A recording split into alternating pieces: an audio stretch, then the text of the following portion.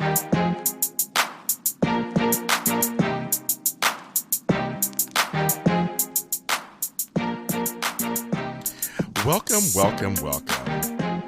This is Friday, 28th. I'm sorry. The 21st was last week. 28th. August is over. It's crazy. That's the point. It is over. I cannot believe that. This month is gone. I don't know where it went. This summer's gone. Where'd it go? I don't know where it went. I was here. I was doing stuff. I don't know what happened. You ever heard that Door song by... you heard that Door song by the Doors? It's early. It's the morning. Yeah, it's the morning. It's early. We're trying to wake up. Yes, we're trying to wake up. You know me. I did a show last night for Under the Dome, so that's a late show for me on AfterBuzzTV.com. Shameless plug. With my girls, Jackie B and the Runway Queen. I love them. A little shout out to them. But yeah, so I don't know. I think I've heard the song. I'm sure. The Doors. My mom did the Doors. It goes. It's called "Summer's Almost Gone." And it encapsulates the feeling of what summer leaving is. The beat of it's beautiful melody, and then Jim Morrison's just like, "Summer's almost gone." Oh, that there's an impression. Summer's almost gone, and then the guitar like, okay. We had some good times, but they're gone. Dude, it's a good song. I've listened to it. Anyway, I like singing in the morning. And that's Brian, you guys. So good morning. Okay, so on that note, because summer is gone, I'm going to live in gratitude of summer. Because that's it. I know we actually have officially another, 3 weeks, and then I think it becomes the fall. The fall. You know, that's one of my favorite times of the year, actually. I like fall. So, of course, as I do, I always like to start out and do thanks and gratitude. And since this edition of the show is going to be kind of a kids-themed edition, kids, teenagers, back-to-school edition, I want to give all my thanks and gratitude to the kids in my life. I mean like the kids in my life, not like my kids, but the kids in my life. And I'm going to name them. So stand by. There's a lot of them. The grandkids, Zayden, Scarlett, and Rylan, my lights of my life. So hopefully they'll have a successful school year this year. They're very sports-oriented. So hopefully they'll have some good sports this year. I know some of them play soccer and volleyball and basketball and baseball and that stuff, so I'm excited for them. And I want them to, of course, succeed. My godson, Loyal, who's starting middle school. Cannot believe it. He is, growing right before my eyes. My adopted great-grandkid, Fiona. She's a little cutie pie back in Philadelphia. My nieces, nephews, great-nieces, and great-nephews. Yes, I have a bunch of them, and I'm going to name them. Michaela Grace, Monica, Ezra, Matthias, Greta, JD, Haley, Nicholas, Andrew, and Corinne. I probably left off a few, but, well. Those are the ones that I know for sure that I talk to. And I wish them a good school year for them, too. The future is yours. That's what I say to them. I say it to my adults, too, but for the kids, the future is yours. The world is yours. I hope to be here a long time to usher you into adulthood. Uncle James is here. Papa Jamie is here. Whatever name you call me. Tio Jaime, whatever you call me, I'm here. I have some Tio Jaimes in my family, so that's right, kids. I am bilingue. So I just want to give that, and then also want to give a special shout-out to my favorite childhood teacher, who I was talking to somebody the other day who's 20 years younger than me, and had her too, so I don't know how old she was by the time she got to her. Early hundreds, I don't know, whatever. But her name is Miss McCullough, and she's from La Tierra, which means the scissors in Spanish.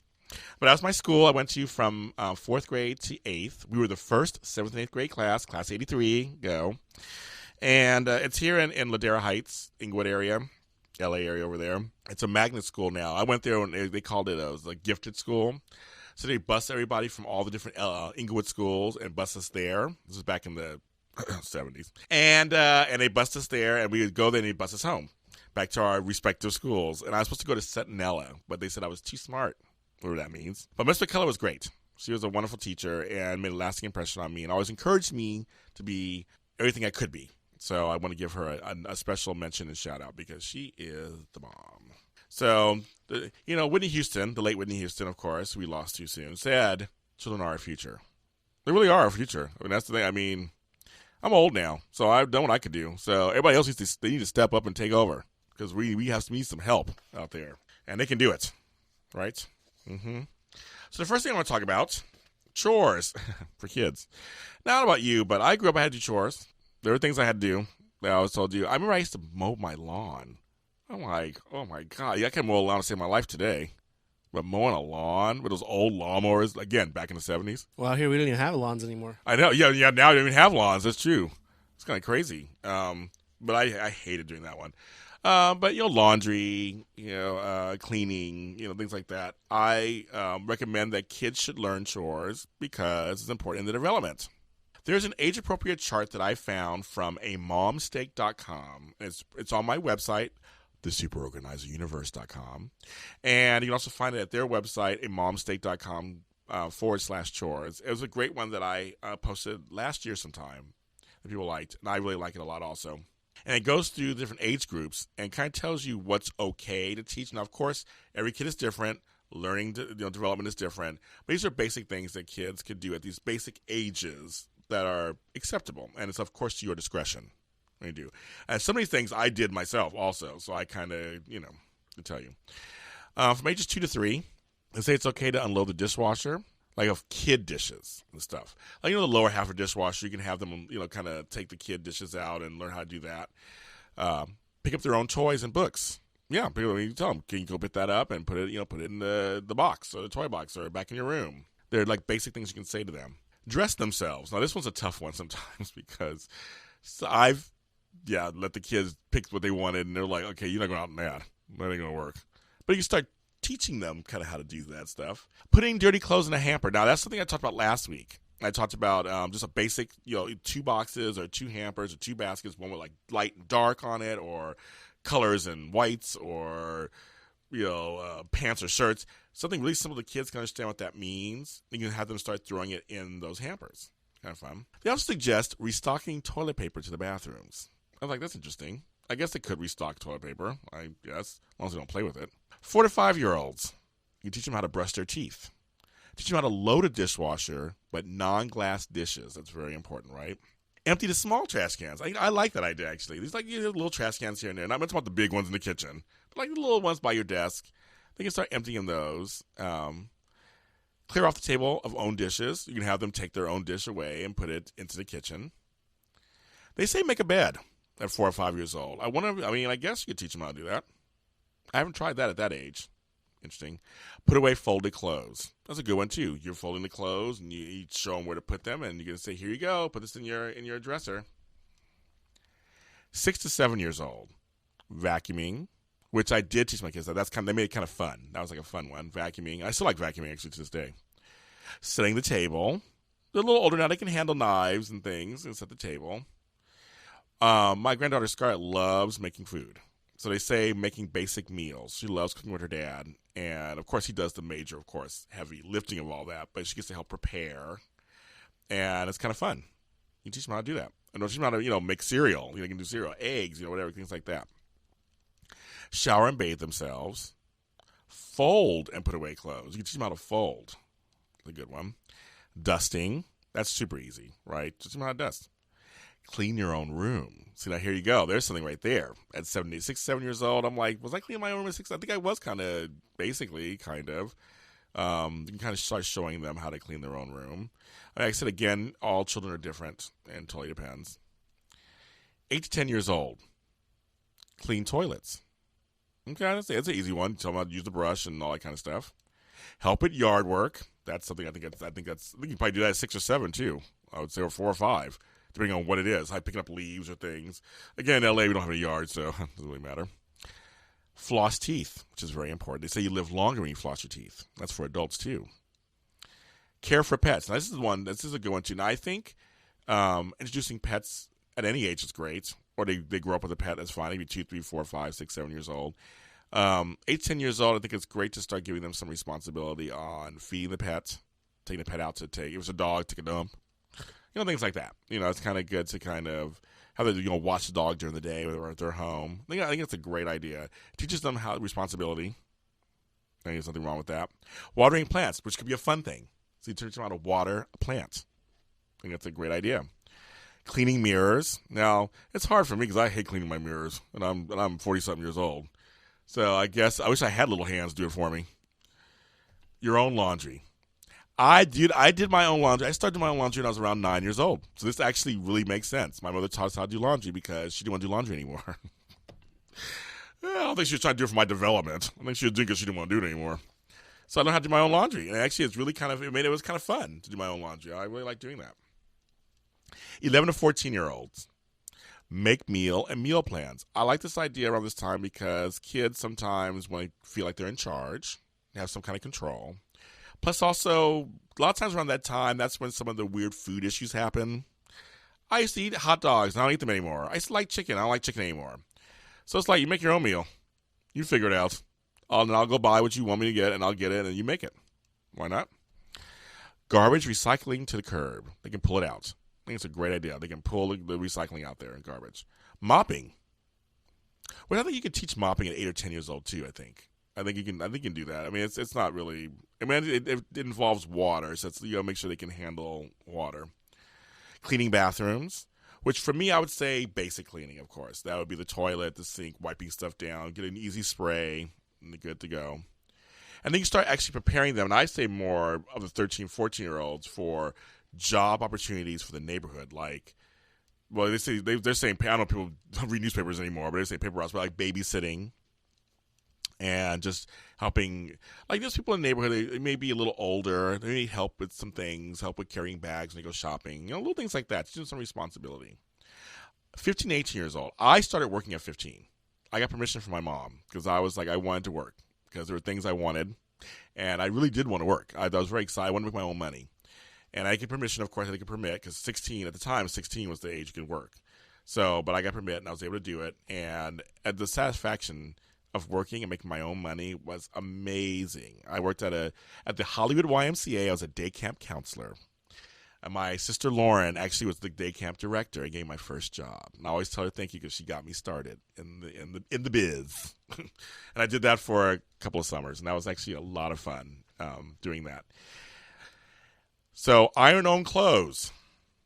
There you go. I hate ironing. I'm sorry, kids. I've talked about it on my blogs. I'm a person who's like, put it in the dryer for 2 minutes, pull it out when it's like, when it's just done. Some people would like to do, put it in the shower when you're taking a shower and it's a steam, undo it. I hate ironing, but I know it's necessary sometimes. I know it is. Easy to teach the kids that, of course. Cleaning a kitchen or cleaning another room. Or having a job in the community. So again, you can start working. And I think that's something that I think at 16, 17 is good. Now, my caveat to the working thing at this age is only if their grades are good. If their grades aren't good, we don't want to take away from their education. That should be number one. Now, I know there's times that people have money issues and you have to work. But I really do think only if you can get away with it. Put it off as long as you can. Let them finish their schooling. Let them do their schooling. And then maybe summertime work. Weekends, maybe. They have a long time to become adults. So I just think that's kind of something. But I really did enjoy working. But I was good in school, too. So I took care of both. So that's kind of just how I was. I wasn't a normal teenager, so I kind of did that myself. I also started nursing school when I was a teenager, too. So I wasn't normal at all. So don't go by me. But for the ones that actually can handle it, a little part-time job is fine. Somewhere nearby, there's in the neighborhood, I can be fine. Food service jobs are always good. Retail jobs are always good. That's customer service. You learn how to deal with the public. I can fold a mean jean wall. I can tell you. I can get those jeans. I worked that jean wall. I can. So that's a good skill to have, especially when you organize your own closet and drawers. So those are the age-appropriate chores that I found on this particular site. And again, it's on my blog, superorganizeduniverse.com, and you can print it out, and it's great. And I think it's good to teach kids responsibility at an early age. It has helped me in my development as James Lott Jr. So that's what I decided to start off with that today and give you a little something there. Hopefully you learned something there. And if you have kids or know people with kids, say that 5 times fast, you may want to pass that on to them. And again, I always preface it all with, I know every child's development is different. And some of those you may want to change the ages around. Some kids are ready. They're ready now. Maybe 3 years old, and they're developing, they're fast. So that's why I go there. Well, so I have actually a guest that's going to be joining us. She is a friend of the show. She has been on before. She is an internationally recognized organizing expert, speaker, and spokesperson. She has her company, Space to Spare. I hope I said that correctly. And she has several books that I love. And I had to bring her back because it's, school time again. Miss Debbie Lillard. Hi, Debbie. Hi, James. How are you? I'm fine. How are you? Good, thanks. Thanks for coming back to the Super Organizer radio show.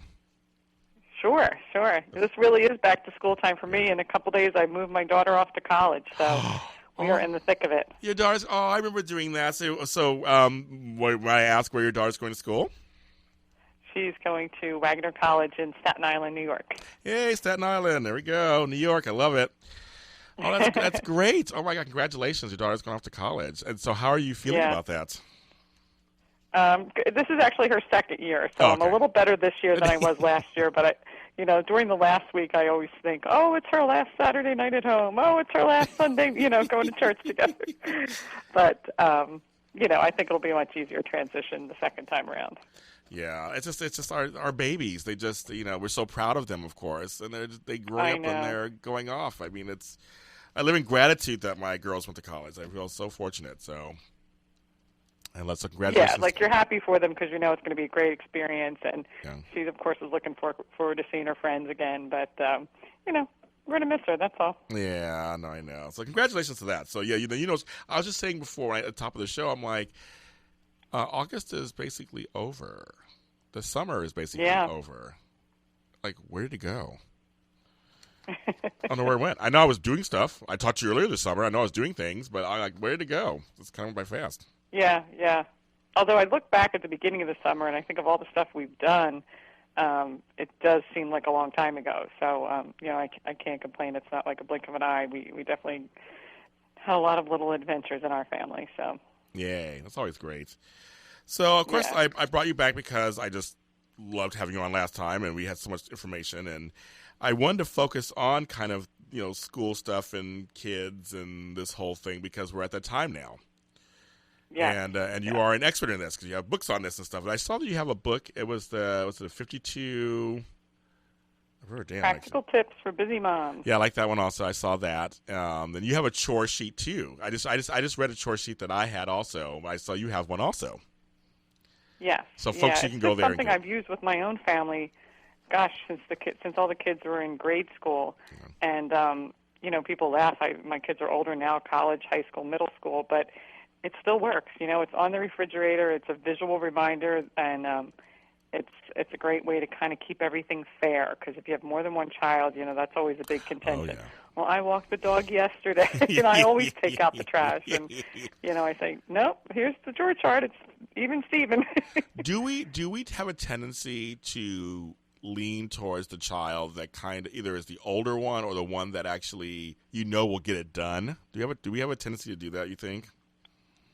I think yes, definitely. And with my kids, I have one that was two very active kids that are lots of activities, so they're not around as much. And unfortunately, it's my middle child that is around the house more. So I felt like, it's just so easy to say, hey, can you do this because you're here? So that's another reason to do the chore chart, because you can lay it out in advance and you can work it around the kids' extracurricular activities. And make it fair. So each child walks the dog twice a week, and each child has their one day a week to take out the trash or the recycling. So when you lay it all out on paper, I think that's just an easier way to make it fair. And then, they, other than complaining about doing chores in general, they really can't complain that one's getting more work than the other. Yeah, that's the point. The middle child syndrome. There we go. Yeah. Right. I love that. No. So the thing is, like a couple of steps to do that, because I like the way you say that, to sit down and kind of. So you sit down, you map it out basically. You're inviting people to sit down and figure out what all the chores are first. What are some of the kind of steps pre doing this chore chart? Yeah, my chore chart actually includes the after-school activities, too, good. because that comes into play. You can't expect the child to walk the dog after school if he's got soccer practice. Right. So, if you can find out what those activity and sports schedules are ahead of time, all the better. And then you can just sort of, what I do is take a month at a glance, and it's, anything you could pull off the computer, that's a month at a glance. Yeah. And look at what your typical week looks like. So if somebody's got soccer Tuesdays and Thursdays, put that in. And then it's also a good way for the child to know, when they look at it in the morning, oh yeah, I've got soccer practice tonight, so they can plan their homework accordingly. Or if somebody's got ballet lessons every Tuesday afternoon or something, then they know that's not a night to do a bulk of their homework. Got it. As they get older, more homework's kind of long term. Yes. Like, okay, you need to do this by the end of the week, so it helps them kind of plot it out. So if you know all the activities, plug those in first, so you know who's where, and then of course you know your own family schedule or your trash nights or whatever. Right. And just sort of, you got to do it in pencil first, or if you do it on the computer, you're going to have to move things around. Yeah. But then once you have it set, I print it out, and again, like you said, I have that chore chart that you can just sort of put icons in that are pictures of the trash can or set the table. I like or that, walk actually. The dog. I like that. Yeah, because it's visual. Even if, like I said, the older kids, it's just easier for them to look like, oh, there's the dog. That means I have to walk today. And then you print it out, and that's kind of the set schedule for the week. If you want to do it just a week at a time, if every week is pretty typical for you, and your kids are having the same activities, then just print out a week's worth and post it somewhere where everybody's going to see it and change it as needed. I'm going to post, everyone out there, I'm going to post another link to this, actually your products page, because I posted a link to your page earlier this week. Oh, thank you. So I'm going to post on my Super Organizer Facebook page, a little plug, and I'm going to post your product page, just a link to your product page, so they can just go right to it, and I'm saying, everyone download it and figure it out. It'll be kind of fun. I think it's a great resource. So, thank you. Yeah. But so going back to that, so plugging. I think it's a smart idea. Plugging this stuff in. If you're doing it, because I have some clients who do it by hand. They actually have a physical calendar. So that's a great idea. Pencil. That's a smart idea. And then figure it all out, and then I guess do it in pen and make sure it's it's set or whatever. And it's just easier if you can kind of keep the same routine week to week, because the kids get used to it.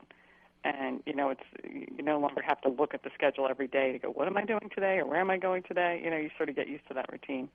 Now the responsibility, though, is for you or the parent to really keep up with it, too, I guess, at the same time, right? So as a parent, you kind of have to look at it also every day, right, to kind of glance at it and see if it's being done? Or what do you recommend? Yeah, well, it's one of those things. Most of this stuff happens after school or right after dinner. So, again, I'm a big believer in routine. So the dog will tell me when she's, wants to get out and have a walk. That's very true. She gets a little antsy. I'm like, whose day is it to walk the dog? So, you'd love to say that they just come home and do it on their own. Right. Well, right. The dog part is very funny, actually. You're very true about that. Yeah. So, it's just a little reminder. And again, you kind of nip all those discussions in the bud when they say, oh, I did it yesterday, or I always take out the trash. Well, no, according to this chart, you take it out on Wednesdays and your brother does it on Sundays. So, that's true. So it's just really a reminder. I'm not asking anybody to check it off or clock in or, anything official like that. I clock in. Like that. So I have to punch a time card. Right, not this time. We try to be a little, No, it's just funny. Now, you also mentioned, because it's kind of related to this, you have some advice on establishing morning, evening, bedtime routine. So I guess doing this chart would actually help inform that on some level. Yeah, that kind of leads into the evening routine. So, depending on what time your children get home from school, with us it's anywhere between 3 and 4 o'clock or 2:30 and 4 o'clock. So, there might be some things that you want your kids to do if mom's working and they're home for an hour or two by themselves, or good advice is when they come in, make sure your kids know where they're supposed to drop their backpacks, have them unpack any lunch materials or water bottles, and take out any papers that came home from school for the parents. And, the beginning of the school year is when most of that influx of paperwork comes in. Oh, yeah. So just have either a bin or just a designated spot, like here's where your papers from school go, so that when mom and dad get home from work, they can just pick up the papers and take a look through them. I like that. It's really just, looking at your individual family, identifying what time everybody gets home from school. Got it. Teaching the kids what they're supposed to do when they get home. And, after the first couple of weeks, it just sort of becomes a habit. Same thing with the morning. I feel like every year when my kids go from grade school to middle school, the whole time schedule changes. Like they're getting up an hour early and the bus is coming a little bit earlier. Right. So everybody's got to adjust. So, when they were in grade school, I remember my kids didn't have to get the bus till late. It was like 8:30 or 8:45. Wow. So oh my God. I could get up, get my shower, have my cup of coffee, sort of start my day, get a little head start on the kids. But in high school, they're getting the bus at 6:30, and I thought, there's no way I'm. You're I'm like, not a person sorry. who's getting up at 5 a.m.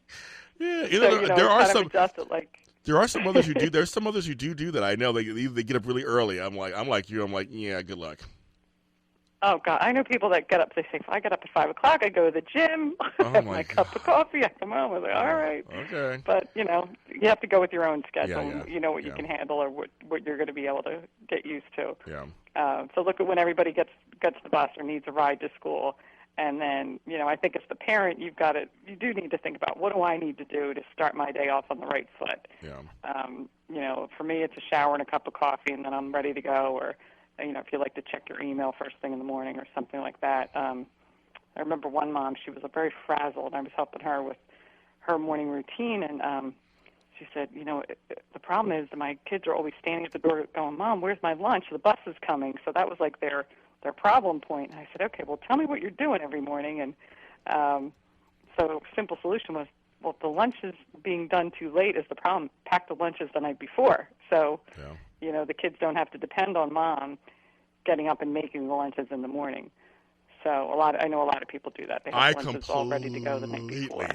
Talk about that. I talked about that last 2 weeks ago. I was like, I'm a big fan of the night before, if you have time to get the lunches together, get the clothes together, and so in the morning it's less you have to worry about. Right, especially if you're not morning people. Yes. I know there's some kids that wake up, roll out of bed, and just grab their backpack and get to the bus just in time. Yes. So definitely in that case, you want to pack the backpack the night before, make sure all the forms are filled out, all the homework's in there. But then there's, if you have a later start in the morning and you're morning people, then okay, maybe you can do a couple things in the morning. And if Mom wants, if her priorities is she needs to get exercise in or she needs a half an hour to herself, then set the clock to get you up accordingly. Right. I like the fact that, you really do, because, being a parent isn't easy, and like a lot of school stuff, there's a lot of paperwork and things. I mean, I think I said this before, it's very much a business in many ways. It's a home business, in many ways, raising children and all their stuff.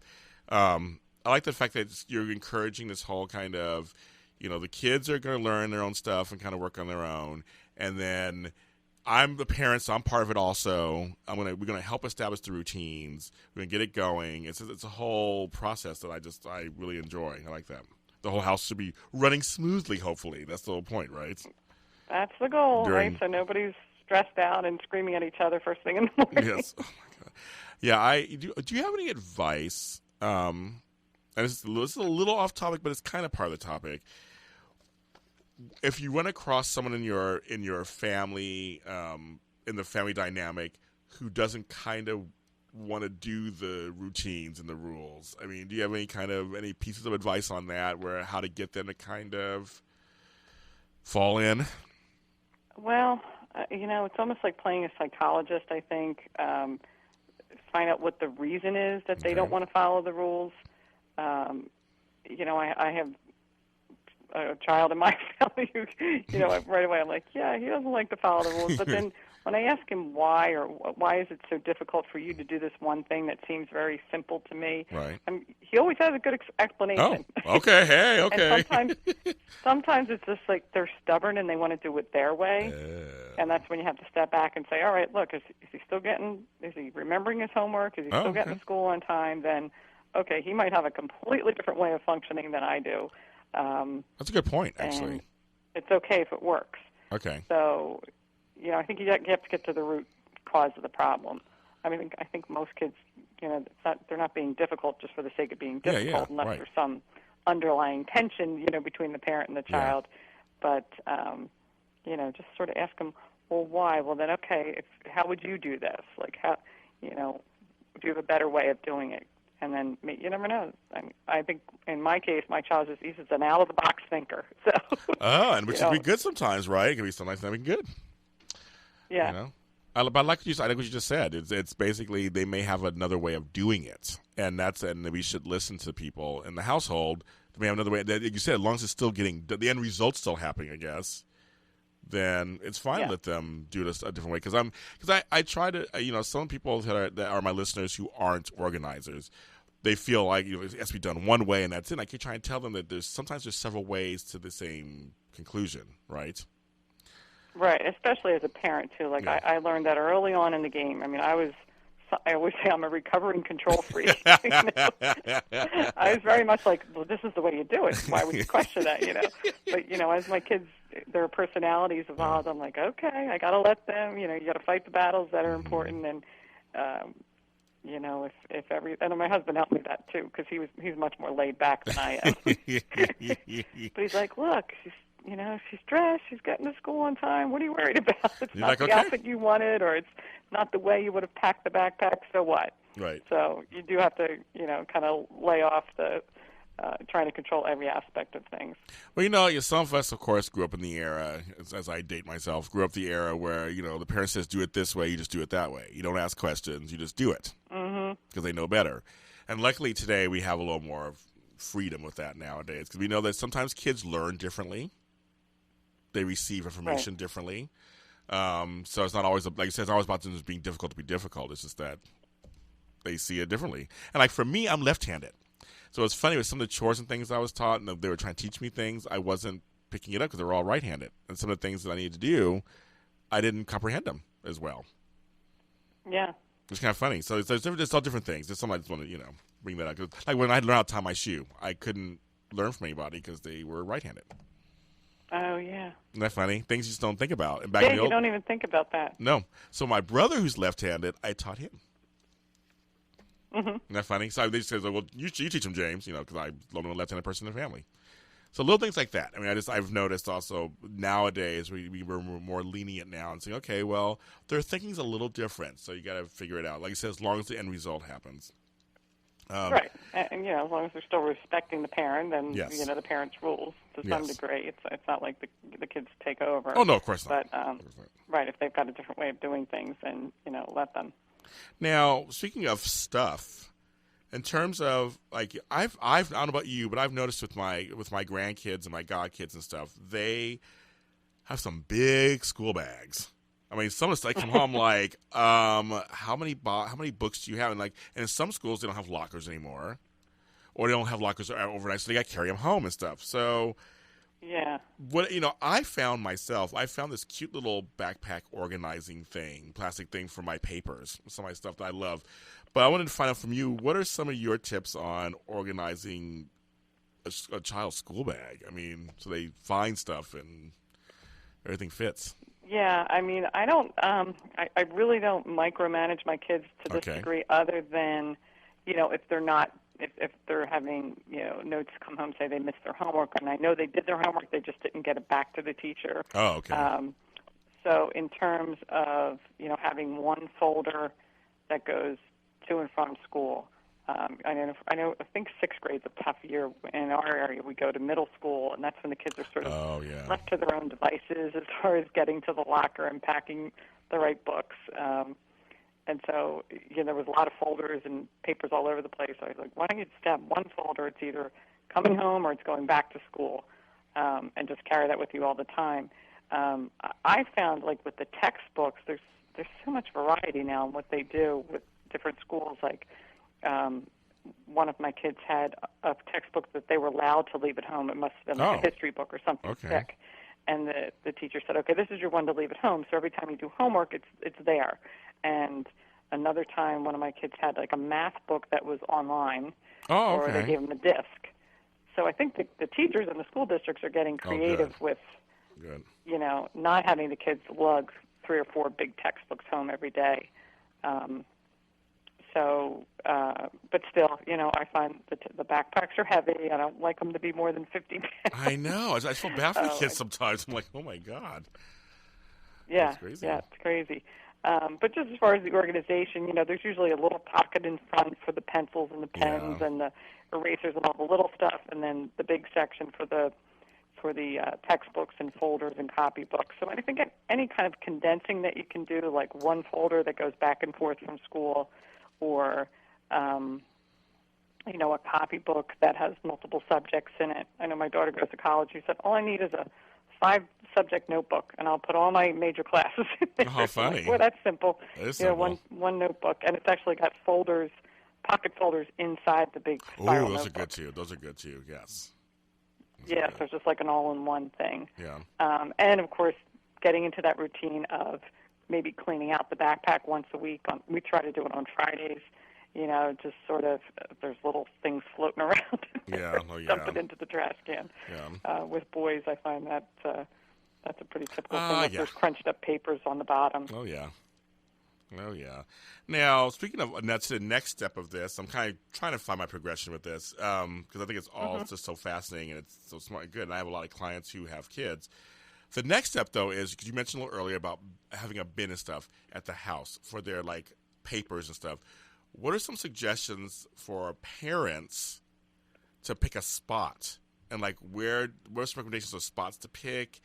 And do you think bins are better than file fold? I mean, what do you? Because I have some clients who are like, my nucleus area is just messy, and I don't know what to do. I mean, what are some tips you have that they could work on that area so when kids come home with their artwork or things to be signed, it stays clean in the home?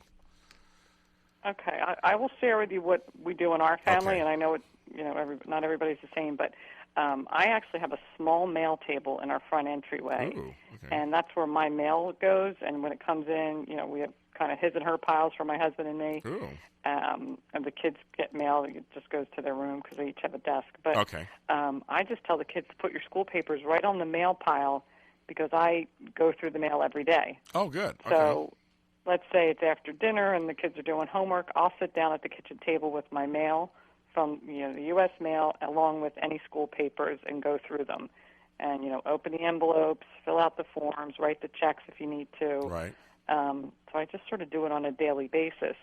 My husband's more of a once-a-week guy, so that's fine. His pile's just a little bigger than mine, and he handles his on Saturdays.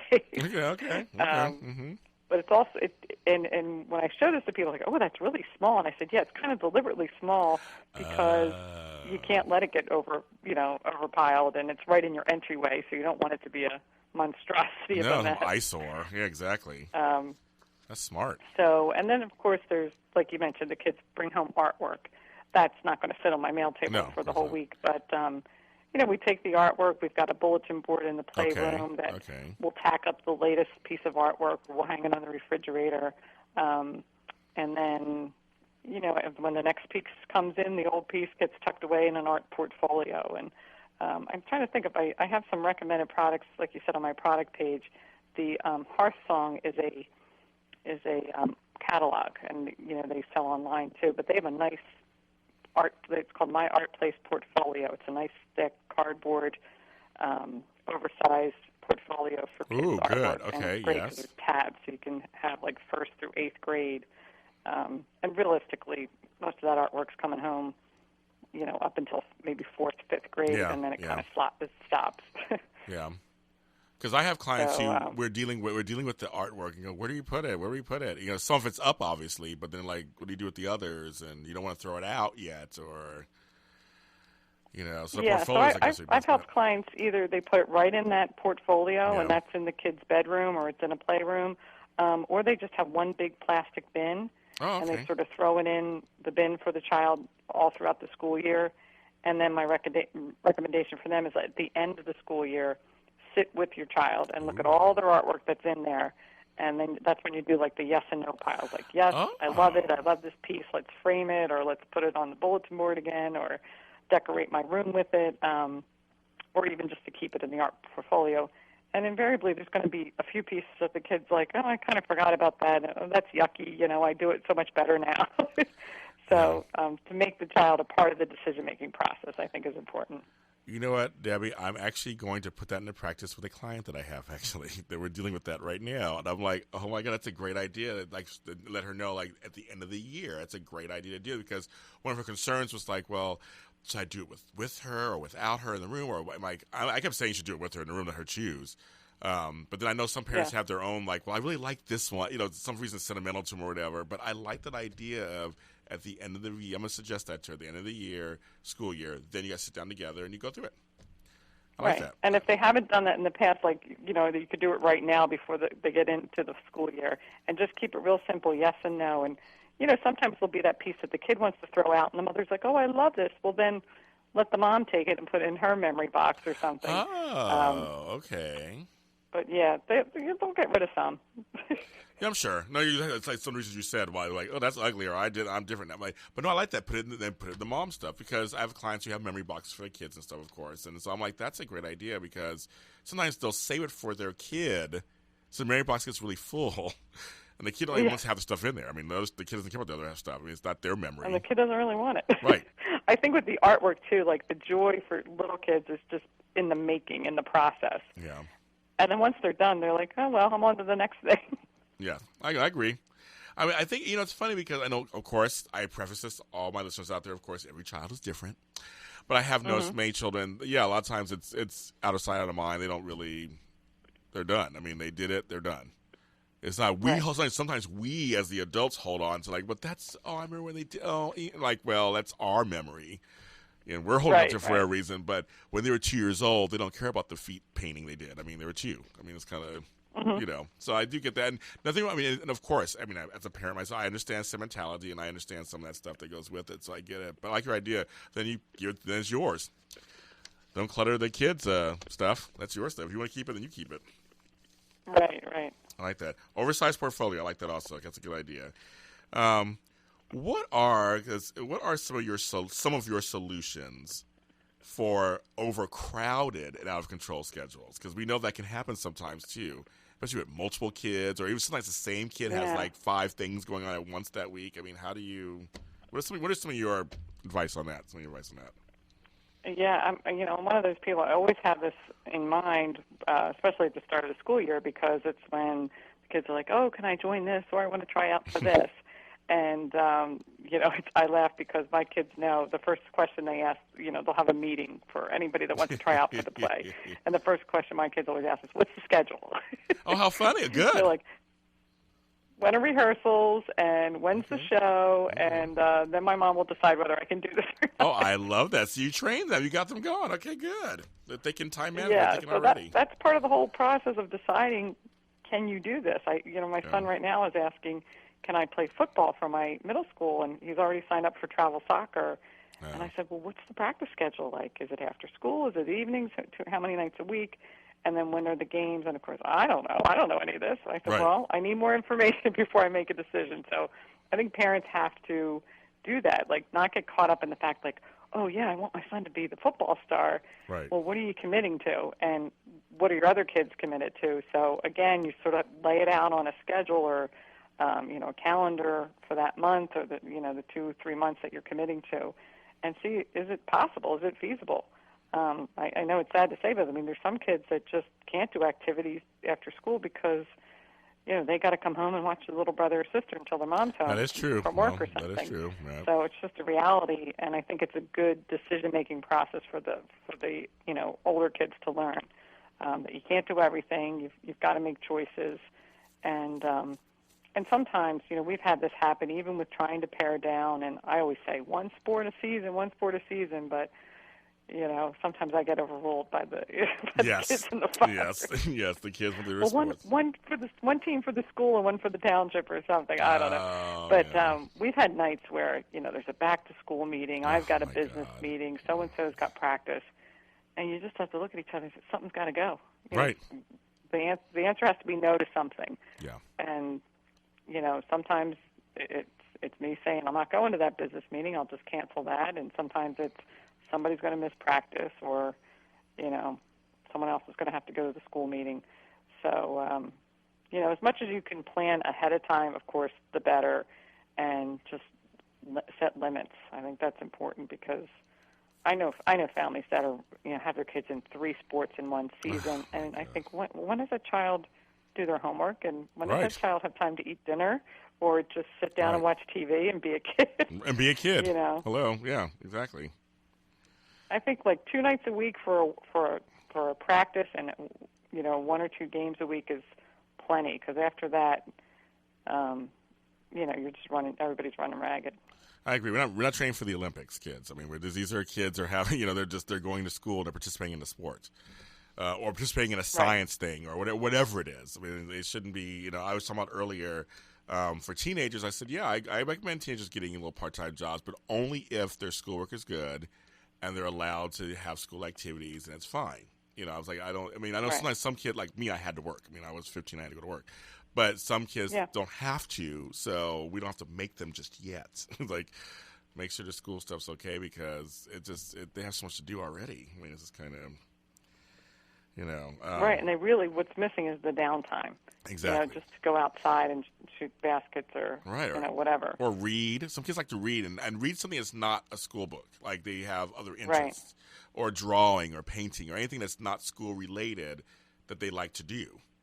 Play a board game, whatever it is. Yeah, what's funny is, like, one of my kids who is real involved in sports, and he plays multiple teams. I noticed this summer when all the sports ended, he was out playing. He's like, "Can I get some spray paint?" And he was like getting really creative, and I was like, "Wow, I love to see that side of him," because he was so busy with the sports for a long time. But when he has some downtime, you can see that the wheels are turning in there. I like it. Getting creative.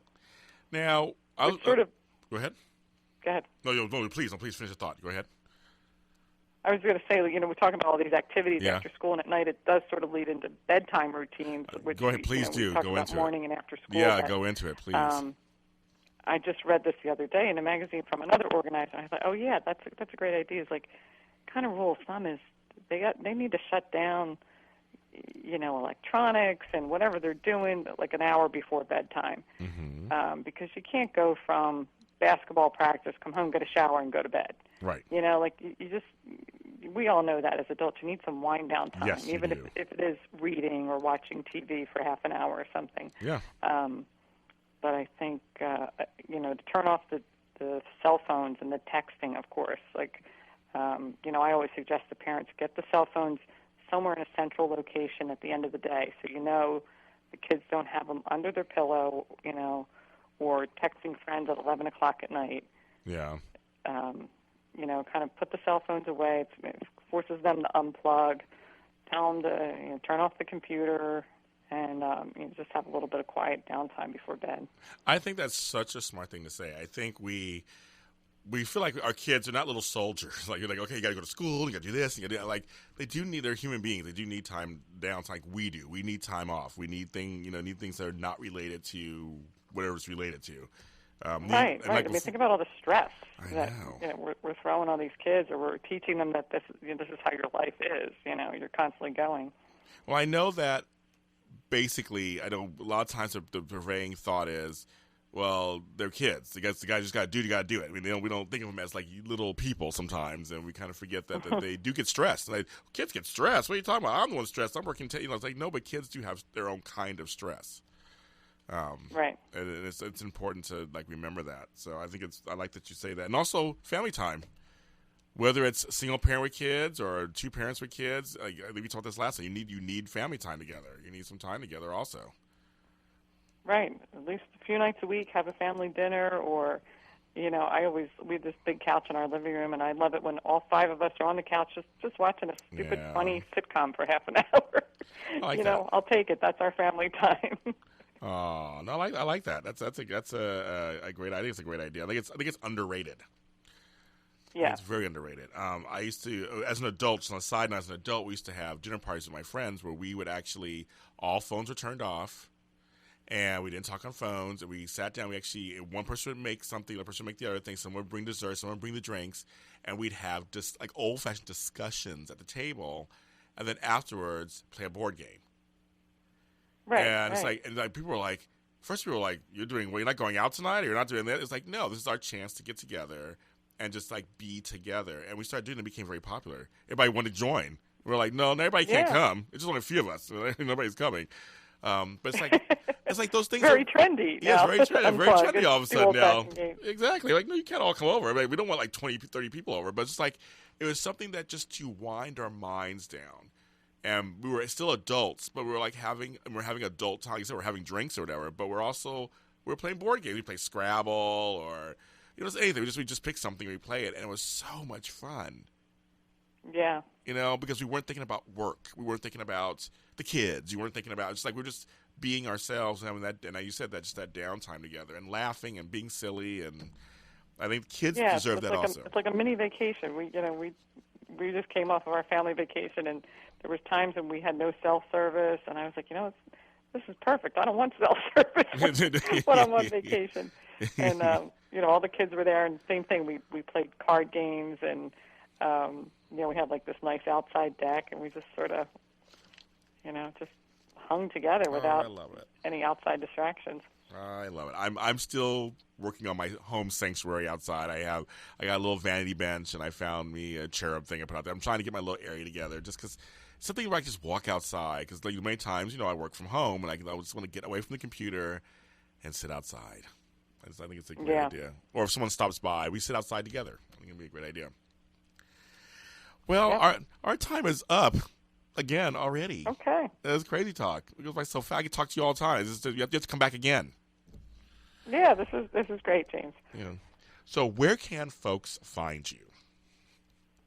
They can find me at my website, spacetospare.com.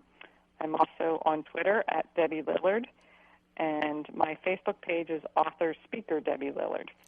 Yes, I had to remember that. And, of course, I will all have this on the website.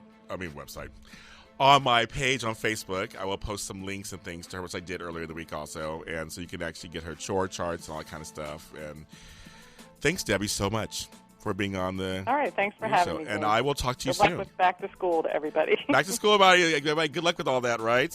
Thank you, Debbie, and I'll talk to you soon. Okay, bye-bye. Bye. So that was Debbie Lillard for Space to Spare. She's a great, and we're going to have her back on again soon. That was our back to school edition. So we're going to go to commercial, and then we'll be right back. It was a clear black night. What's up? This Warren G, you know what I'm saying? I'm here giving it up for RAD because they do a lot of good things for people. Before you drink, make sure that you got somebody that can drive your butt home so you won't crash or get pulled over and get a DUI. So go ahead and follow the rules and everything will be cool. And don't be no fools. Peace, baby. Warren G. A public service message brought to you by the U.S. Department of Transportation, RAD, the National Association of Broadcasters, and the Ad Council. Do you love leather? Do you own a piece of fine leather furniture? Do you love the way it feels when you sit in it? Do you want to keep it that way? Because my name is Chris Lawler, and I own Leather Care Services. I'm in the business of restoring and maintaining leather furniture so that you love it as much in 10 years as you did the day that you bought it. Call me at area code 562-693-7676. Remember, Leather Care Services, saving cows one hide at a time. While cutting molding with a 12-inch dual compound miter saw, while holding a newborn baby in your arms, when face-to-face with a congregation of alligators, with the ball in your hands and the entire freaking season on the line.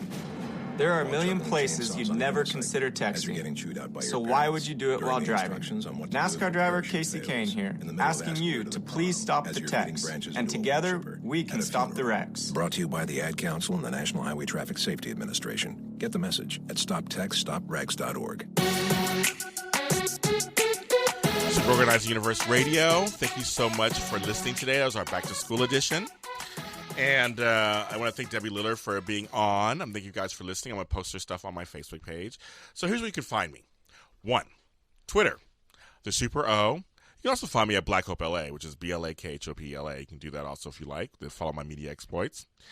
You can also follow me on Facebook. I have a fan page, James Lott Jr., or The Super Organizer, where I post a lot of my organizing tips and blog pieces and everything and people I talk to. And then, of course, my blog, thesuperorganizeruniverse.com, and the granddaddy of them all, thesuperorganizer.com, where I have rates and pictures. And actually, I'm still updating that site. So there is some good information on there. Also, why do you need an organizer? Why would you look for an organizer? All that stuff is on there. Life coaching stuff, a lot of help, life coaching stuff. And then, of course, there's my YouTube page, where you can actually see my exploits, media and otherwise. And that is The Super Organizer James Lott Jr. That's one sentence. The Super Organizer James Lott Jr. Subscribe to my page. Like some of the videos. There's some organizing stuff on there, so please. And then you can see some of my TV shows and things that I do. And there might be something that you might want to see. So I'm all over the interwebs, everyone. I'm all over the interwebs. And, of course, I am here every Friday morning at 10 a.m. Pacific Standard Time here on AdrenalineRadio.com. I live in gratitude every day that you guys tune in and listen to me. I live in gratitude every day that you tune in and listen to me. And if you guys go on AdrenalineRadio.com and search up the Super Organizer Universe Radio, you can listen to every single show that he's done. Yes. Since June 6th, I think, was our first date. Yeah, we started. So it's been almost 2 months. I gu's like been about maybe over 2 months at this we're point. 10 shows in, I think. Wow, time goes by fast. Yeah, so you can go back and listen to there's a lot of great tips. There's a lot of things that I would argue, but I don't that I can do, like put band shirts and. Yes, I know. This T-shirt thing, that's my most controversial thing. Everybody in them T-shirts. God bless America. You know, last week you were wearing a cool shirt. I don't think we mentioned it on the air. It was Hulk Hogan and Macho Man Randy. Yeah, you didn't mention it. I thought you mentioned my other shirt the week before, but you didn't mention it. Yes. Today you're wearing another cool shirt. I am Play. I like that. Thank I don't know what it means, but I like it. Me neither. I just saw it. I liked it. People stare at it all the time. So I love buying shirts I don't understand at Goodwill. Me. I do the same thing. That's exactly what I do. The same thing. I bought my brother when he was 10. I bought him a asking about my footlong shirt. Oh, how funny! Yeah, Subway shirt. Yes, somebody had just given up their Subway shirt to. Oh, that's so funny. And he would wear it around town. Oh my God! And it was hilarious. Yes, but of course, all my shirts are organized. Of course, and all rolled up and nice. And I do go through my T-shirts and get rid of them sometimes. So I do. I know everybody doesn't do it, but I do. Once again, thank you so much, Living Gratitude, every week that you guys are with me in my journey as a radio host. I enjoyed so much. And, of course, hope you guys have a good, productive, organized week. And I will talk to you guys next week, and when it's in September. Thanks.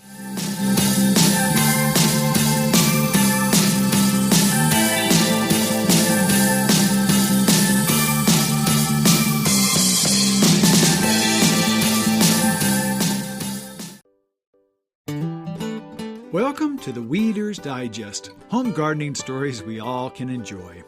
This week, let's share the facts of fruit, a birds and the bees story by Oregon's Erica Sanders.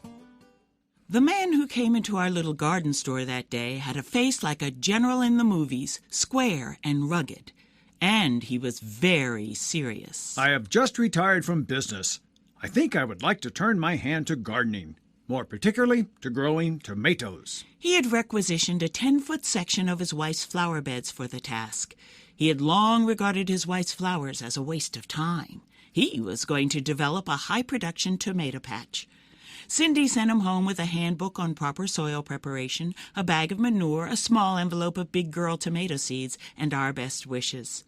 The man returned occasionally over the next couple of months to purchase tools and read the books in our library. He exclaimed over the things he learned, about pruning to achieve better fruit, about trellising to improve air circulation. In late July, he came back very anxious. What is wrong with my tomato plants? They have no fruit. The three of us, Susan, Cindy, and myself, would try to hide when we saw him coming. What could we say? None of us knew what was wrong. The plants are green and healthy, he would moan. But they have no fruit. One afternoon, Susan was left up front to listen and console. Cindy and I had seen him coming and hid in the back. Do you suppose there could be an error in the seed? I put everything necessary into the soil. I have the plants trellised. I water, not too much, at the base of the plants. I pinch off the flowers to make better fruit. But still, no tomatoes. There was a moment of silence. Cindy and I looked up. Did you say you pinched off the flowers? Susan asked. Yes, of course. Pruning the bush of all unwanted growth. How many of the flowers? All the flowers? Why, yes. Cindy and I exchanged a glance. There were tears in our eyes. We buried our giggles in our hands. I heard Susan take a deep breath. Then in very calm, even tones, she explained to the businessmen about flowers and fruit. Cindy and I almost missed seeing him go out the front door. He listed slightly to one side, as though his new information had cost him his balance. In one hand, he clutched a packet of sweet pea seeds as a present for his wife, a very humbled man, and a very brave man, too. I wish him the best and reddest of tomatoes and a long and happy laugh with his wife when he recovers. The Weeder's Digest is brought to you by Green Prints magazine. Visit us on the web at greenprints.com. This is Pat and Becky Stone saying so long and happy gardening.